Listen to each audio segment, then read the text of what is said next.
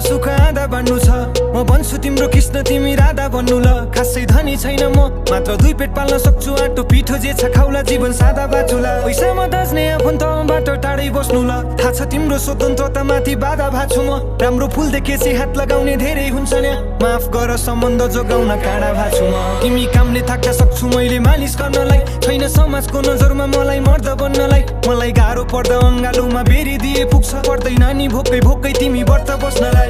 तिमी रिसले आगो हुँदा पानी बन्छु म भोलि नातिलाई सुनाउँदा कथा रानी बन्नु ल कहिले काहीँ कामले थाक्दा थोरै रक्सी पिउँछु म मलाई थोरै थोरै मात्र तिमी गाली गर्नु ल मलाई जित्नु छैन एक्लै सँगै हारिदिए पुग्छ म हारिरुँदा आँसु तिमीले झारिदिए पुग्छ तिमीबाट फाइदा मलाई केही चाहिँदैन मात्र मेरी आमालाई आफ्नै मानिदिए पुग्छ आउनु है तिमी फर्केर बसिरहन्छु म पर्खेर तिमीलाई नै सम्झेर